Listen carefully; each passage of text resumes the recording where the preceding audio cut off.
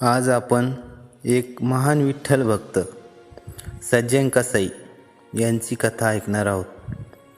एक महान विठ्ठल भक्त असलेला एक सज्जन नावाचा गृहस्थ पंढरपूर नगरीत कोणे एकेकाळी राहत होता. त्यास मांस मटण विकण्याचा धंदा होता आणि त्यातूनच तो आपला उदरनिर्वाह करत असे. म्हणून लोक त्याला सज्जन कसाई म्हणत असे. तो एवढा विठ्ठल भक्त होता की असं एकाही क्षण नसेल की त्याच्या मुखी पांडुरंगाचे नाव नसेल. त्याच्या ह्या भक्तीने विठ्ठलही त्याला प्रसन्न झाला होता. त्याचा धंदा एवढा चालायचा की कधी कधी त्याला जेवायलाही फुरसत मिळत नसे. असेच एके दिवशी त्याच्या दुकानावर खूप गर्दी होती. सकाळपासूनच दुकानावर ग्राहकांची रांगच लागलेली होती. सज्जन सकाळपासून आपलं काम करत होता. अगदी प्रामाणिकपणाने मुखात पांडुरंगाचे नाव आहेच. आता दुपारचा 1 वाजला होता तरी दुकानातून सज्जन कसाईला जेवायला सुट्टी मिळेना. इकडे विठ्ठल रुक्मिणी हे सगळे बघत होते. तेव्हा रुक्मिणी देवी पांडुरंगाला म्हणते, भगवान, तुमच्या एका भक्ताला जेवायला वेळ मिळेना. दुपारचा 1 वाजला आहे. सकाळपासून उभा आहे. जा त्याला जेवायला सुट्टी द्या. हो, बरोबर आहे तुमचे. मलाही पाहवत नाही त्याचे कष्ट. मला आता जावेच लागेल. असं भगवान विठ्ठल म्हणत लगेच सज्जन कसाईच्या दुकानावर हजर झाले आणि सज्जन कसाईला जेवायला सुट्टी दिली. तर अशी ही भक्ती होती सज्जन कसाईची. जिथे स्वतः पांडुरंग त्याचे काम करत म्हणजे त्याची भक्तीही तेवढी श्रेष्ठ असेल.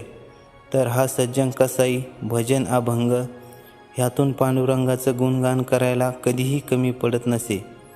एकादशीला निरंकार उपवास करणे, नियमित वारीला जाणे आणि मुखात अखंड हरिनामाचा जप करायचा.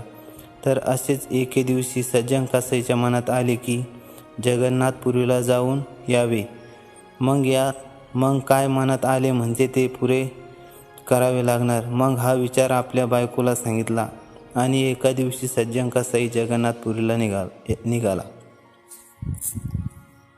मजल दर मजल करत रोज हा माणूस जगन्नाथपुरीची वाट चालू लागला. दिवसभर चालायचे. रात्र झाली का एखाद्या शेतकऱ्याच्या घरी मुक्काम करायचा. जे खायला मिळेल ते खायचे.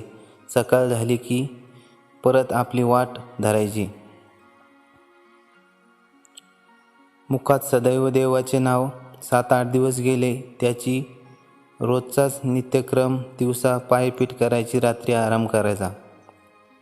एके दिवशी असाच दिवसभर चालून थकलेला सज्जन कसाई एका घरी मुक्कामी थांबला. त्या घरी जेवण केले. जेवण झाल्यानंतर त्या घरच्या अंगणात तो झोपण्यासाठी अंथरूण टाकले आणि दिवसभर थकलेला असल्यामुळे लगेच तिथेच पडून घेतले. उन्हाळ्याचे दिवस असल्यामुळे मस्त गारगार वारा सुटलेला. वरती निरभ्र आकाश, अर्धाकृती चंद्र, बऱ्याचपैकी उजेड, टिपूर चांदणे पडलेले. दिवसभर थकलेले शरीर आणि मन अगदी उत्साही आणि प्रसन्न झाले. या टिपूर चांदण्याकडे बघताच सज्जन कसाई झोपी गेला. असेच 10-15 मिनिटे झाली असतील. तेच कोणीतरी आपल्याला धक्का दिल्याचे सज्जन कसाईला जाणवले. डोळे उघडून बघितले तर तो चकितच झाला आणि समोर पाहतो तर त्या घराची एक सुंदर तरुण बाई त्याच्या समोर बसलेली होती. ह्याच माऊलीने मला आज जेवण दिले होते हे त्याला ओळखायला वेळ नाही लागला. काय झाले? अगदी घाबरलेल्या आवाजात त्याने विचारले. घाबरू नका, ती तरुणी स्त्री अगदी सौम्य आवाजात त्याला म्हणाली. त्याच्या थोडेसे जवळ येत. नाही म्हणजे काही पाहिजे तुम्हाला? तो तिच्यापासून लांब सरकत. काही नाही, तुम्ही एवढे तेजस्वी आहात. मला तुमच्याशी संबंध ठेवायचे आहे. जेव्हापासून तुम्हाला बघितले तेव्हापासून मला चैनच नाही. ती तरुणी स्त्री अगदी लढीवाळ आवाजात बोलत होती.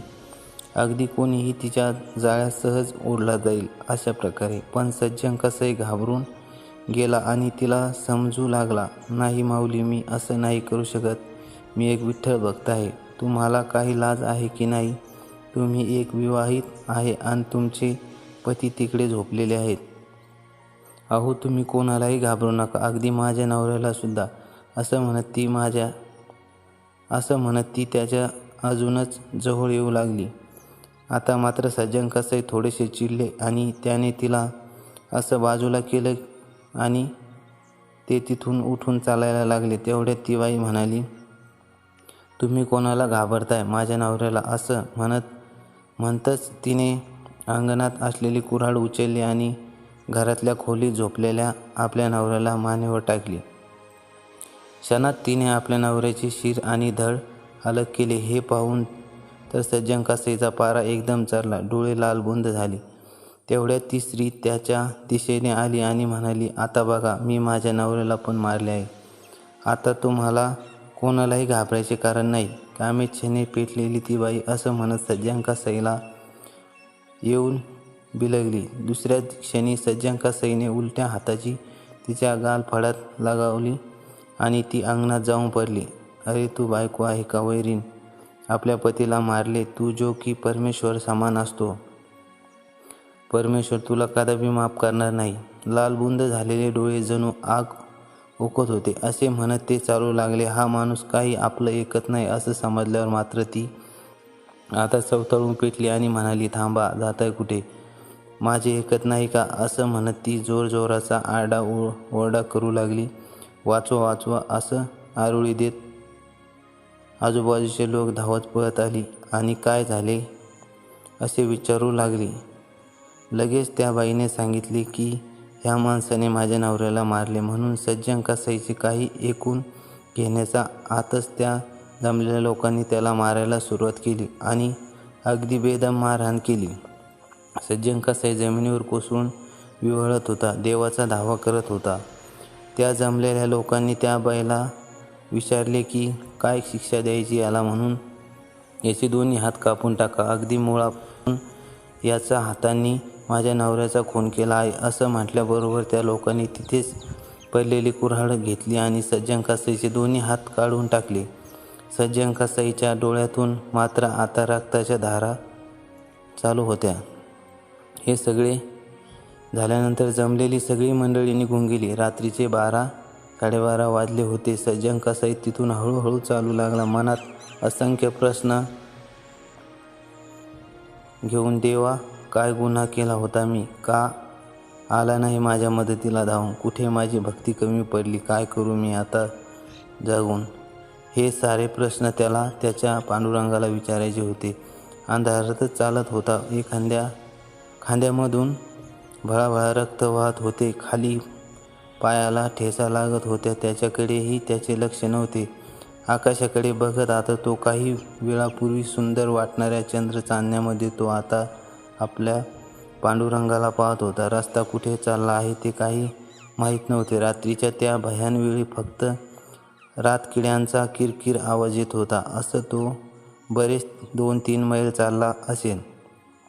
पहाटचे 4-4:30 वाजले होते. एक भलं मोठं वडाचं झाड त्याला दिसले. त्याने ठरवले की मी आता इथेच बसणार आणि मला माझा पांडुरंग भेटल्याशिवाय आणि माझ्या प्रश्नाचे उत्तर दिल्याशिवाय मी इथून हलणार नाही. म्हणून असं विचार करत तो तिथेच त्या वडाच्या झाडाखाली ध्यानस्थ झाला. पांडुरंगाचं नाव घेत असंच 1-1.5 तास झाला. पांडुरंगाला आपल्या भक्ताची हाक ऐकू आली आणि ते सज्जन कसाई समोर उभे राहिले. त्यांच्या खांद्यावर हात ठेवत त्याला उभे केले. आपल्या पांडुरंगाला पाहिल्या सज्जन कसाई खूप रडला. रडता रडताच पांडुरंगाला प्रश्न विचारू लागला, का देवा, का असे झाले? काय गुन्हा केला होता मी? कुठे माझी भक्ती कमी पडली? त्या स्त्रीची मागणी मी मान्य केली नाही, ह्यात काय चुकी होती माझी? सांग देवा. अरे हो, शांत हो सज्जन, तुझी ह्यात काहीही चूक नव्हती. तुझी भक्तीही कुठे कमी पडली नाही. पण हे तुझे पूर्वजन्मीचे कर्माचे फळ आहेत. अगदी शांत आवाजात पांडुरंग त्याला समजत होते. म्हणजे मी समजलो नाही देवा. थोड्याशा सावरलेल्या सज्जन कसाईने विचारले, पूर्वजन्मीच्या कर्माचे भोग कधी कोणाला चुकले नाही आणि चुकणारही नाही. तू मागच्या जन्मी एक वाटसरू होता. ह्याच वाटेने जाणारा तुझे ज्या स्त्रीने हे हाल केले ती स्त्री ही मागच्या जन्मी एक गाय होती आणि त्या स्त्रीचा नवरा हा एक कसाई होता. तू एक दिवस असाच रस्त्याने चालला होता. तेव्हा त्या कसाईने तुला ती गाय पकडून दे म्हणून सांगितले आणि तू ती गाय पकडून कसाईच्या हाती सोपवली.